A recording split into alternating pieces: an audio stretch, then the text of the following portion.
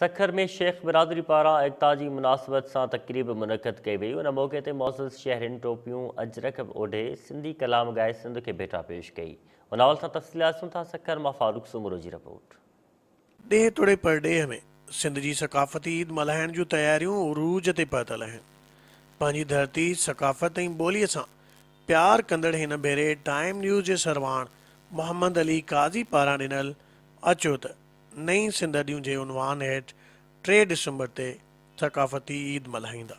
पंहिंजी धरती सकाफ़त सां मोहबत वारे सॾ ते सिंध जे 3 नंबर वॾे शहर सखर जे शेख मोहल्ला कुरैशी ॻोठ में सुघड़ कचहरी मुनक़िद कई वई। सिंधी टोपी अजरक पहिरियल वॾे अंग में शहरिन शिरकत करे धरती सकाफ़त ऐं ॿोली जी ख़ुशहाली लाइ टाइम न्यूज़ ऐं पंहिंजी अख़बार जे सरवाण मोहम्मद अली कादी जी जदोजहद खे साराहींदे खेसि ज़बरदस्त भेटा पेश कई। असां जस ॾियूं था अली काज़ी खे त हुन वरी असांखे सिंध नई अॾण जो दर्स ॾिनो आहे, नारो ॾिनो आहे। इन नारे खे खणी करे असां सभिनी दोस्तनि ऐं वसवारनि खे इन ॻाल्हि ते बीहारींदासीं त असां सिंध खे गॾे जेके असां वटि धारिया आॾियल आहिनि, जेके ॿाहिरां आयल आहिनि, जेसि ताईं असां उन्हनि जे लाइ को लाहे अमल ऐं अली काज़ी साहब जे चैनल जे थ्रू या ॿियनि चैनलनि जे थ्रू न कंदासीं गॾिजाणियूं त असांजो कुझु बि ॿुधो न वेंदो।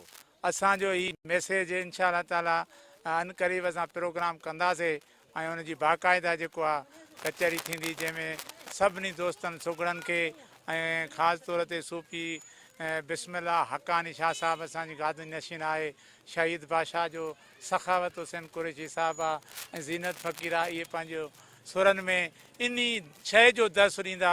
पर जेकॾहिं हे 20-25 ॼणा पुराण इहे पाण सां गॾु हिकु ॿ ॼणो नौजवान बि वठी अचनि त उन्हनि खे बि इहा ख़बर पए त सिंध आहे छा,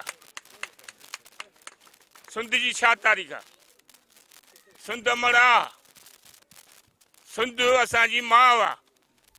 हिन जेकॾहिं सिंध सां प्यारु कंदासीं त असां ईअं सम्झूं त हिकिड़नि मज़लूमनि सां प्यारु कंदासीं। ये जाखोड़ जेकी आहे हिन गुलज़ार अहमद जी, मां त चवां थो हिकिड़ी वेलफेयर आहे। हे शेख बिरादरी जी ॻाल्हि न आहे, सभिनि माण्हुनि खे ईअं करणु खपे थो। जेकॾहिं जाखोड़ करे त उहो हिकिड़ी वेलफेयर आहे। वेलफेयर जी माना आहे इबादत।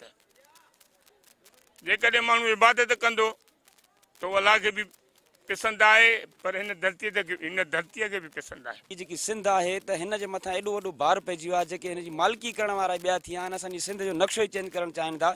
सो असीं चाहियूं था त असांजी पंहिंजी सिंध जूं रवायतूं रीतूं रस्मूं साॻियूं रहनि, सकाफ़त साॻी रहे। इन जाइ ते धारियुनि जी यलगार न थिए ऐं इन जाइ ते अची धारियूं जेके आहे सो सकाफ़तूं जेके असांजे सकाफ़त खे नुक़सानु पहुचाइनि थियूं, उन्हनि खे जेको आहे सो छॾे करे पंहिंजी सकाफ़त खे जेको आहे सो असां खणूं ऐं पंहिंजी हिन सिंध खे नए तरीक़े सां वरी उनजी जोड़जक कयूं ऐं उन में कोशिशा रहूं त भली असीं सिंधी आहियूं ऐं सिंधी मोहबती आहे ऐं अमन परस्त आहे।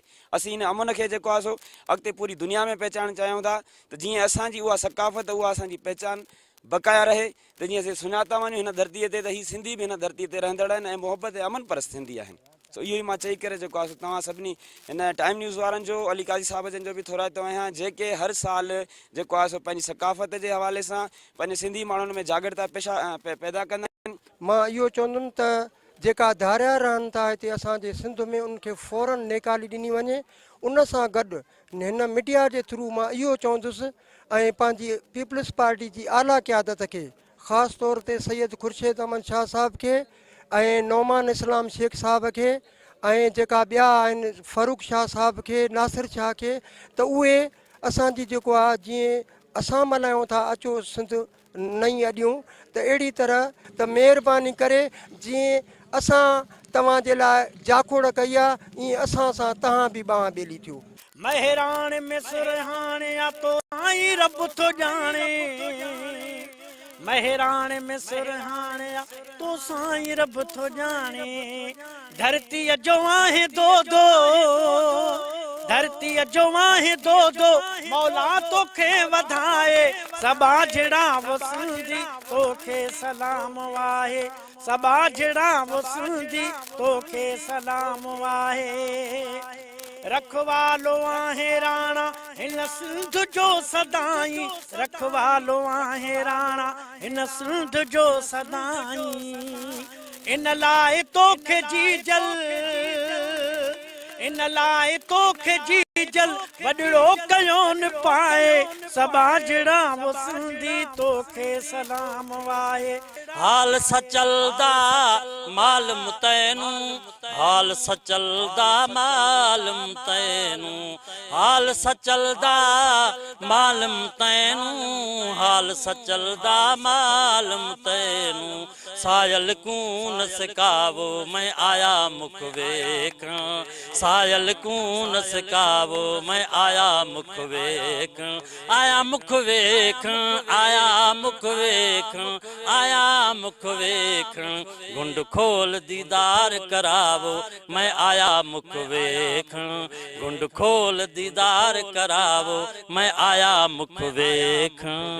जॾहिं त सुगढ़ कचहरीअ में आयल महिमाननि जी सचिल साईं शेख कम्युनिटी वेलफेयर ऑर्गेनाइजेशन पारां कणिक चांवरनि ऐं जूअर जी मानीअ सां साग पली खाराए ख़ातिर तवाज़न कई वई। कैमरामैन सज्जाद संजरानी सां गॾु फारूक सुमरो, टाइम न्यूज़, सखर।